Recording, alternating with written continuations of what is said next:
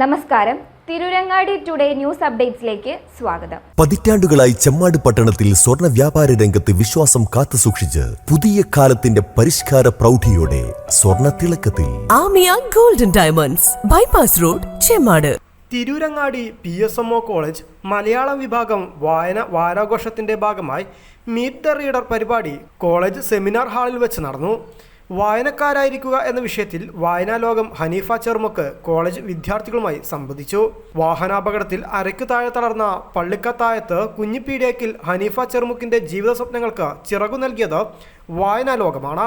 വളരെ ചെറുപ്പം മുതലേ വായനയുടെ കൂട്ടുകാരനായിരുന്ന ഹനീഫയ്ക്ക് 2 വാഹനാപകടങ്ങളിൽ ജീവിതം വഴിമുട്ടിയപ്പോഴും വഴികാട്ടിയായത് പുസ്തകങ്ങളോടുള്ള അടങ്ങാത്ത പ്രണയമാണ്.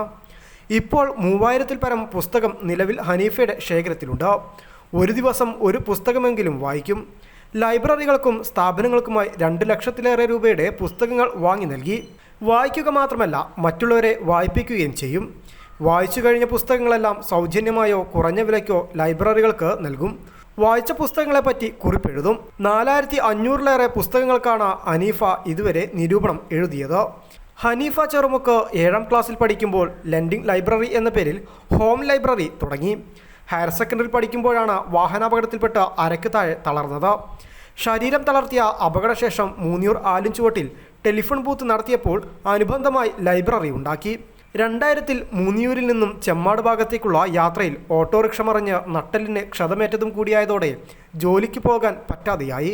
മുച്ചക്ര വാഹനത്തിൽ യാത്ര ചെയ്യുമ്പോഴും പുസ്തകം കയ്യിൽ കരുതും. കർണാടക, മഹാരാഷ്ട്ര എന്നിവിടങ്ങളിലേക്ക് മുച്ചക്ര വാഹനത്തിലാണ് യാത്ര. നല്ല വായനക്കാരായിരുന്ന മാതാപിതാക്കളും അധ്യാപകരുമാണ് വായനയിലേക്ക് അടുപ്പിച്ചതെന്ന് ഹനീഫ് പറയുന്നു.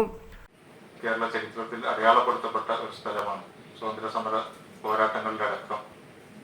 ഇപ്പോൾ ഉമ്മാന്റെ അടുത്ത് നിന്നാണ്, ഉമ്മ വായിക്കുന്നത് കണ്ടിട്ടാണ് ഞാൻ വായിക്കാൻ തുടങ്ങിയത്.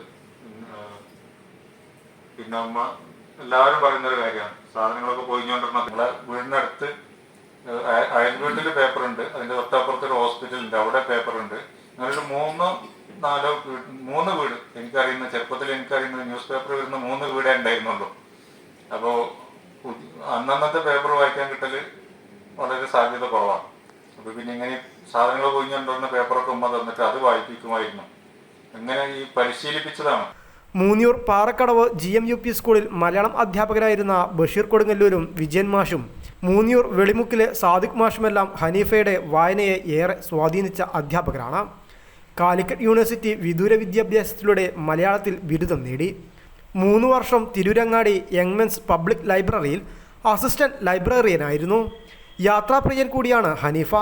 വായനാ ദിനത്തോടനുബന്ധിച്ച് ധാരാളം സ്കൂളുകളിലും കോളേജുകളിലും വായനയെക്കുറിച്ച് സംസാരിക്കാൻ ഹനീഫയെ ക്ഷണിക്കാറുണ്ട്.